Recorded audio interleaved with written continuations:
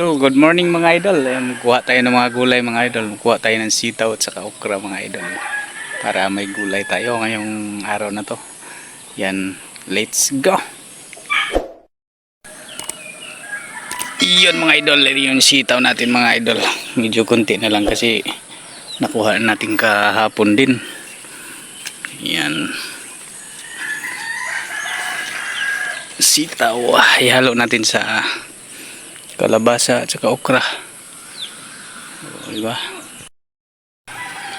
Ito yung karabantos natin mga idol, diba? Pwede kasi mga maliliit pa eh. Yan. Yan. Iyan na, maliliit pa, diba? Pwede. Ayan na. Ito, yan. Palakihin muna natin yan. Marami na rin siyang bulaklak. O, yan. Oh, wow.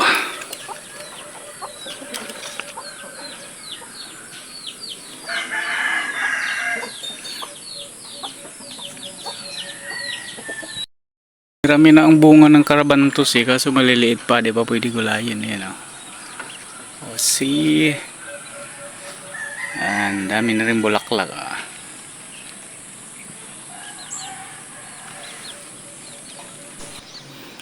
Dito naman mga idol, yung okra natin. Yan, yung okra natin mga kalodi.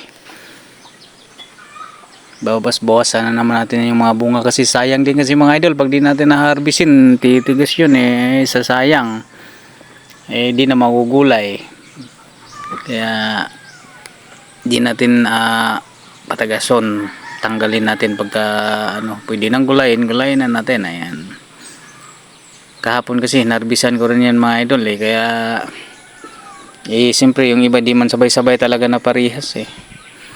May maliit, may malaki. Yan.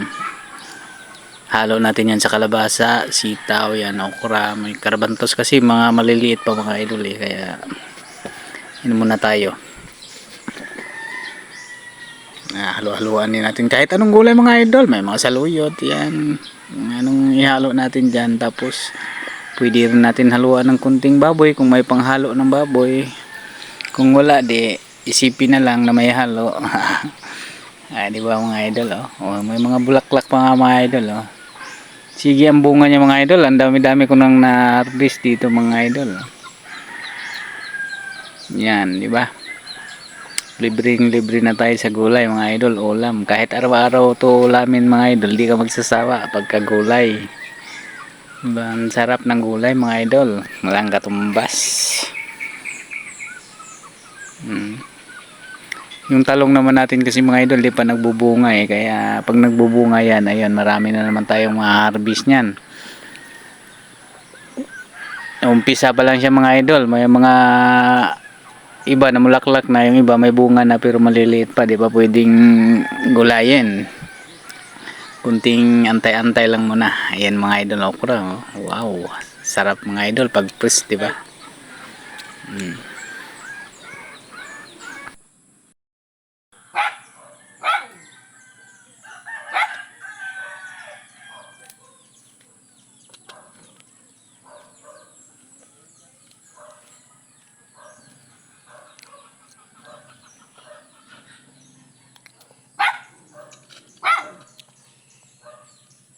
Maraming salamat mga idol. Thank you for watching. Bye bye.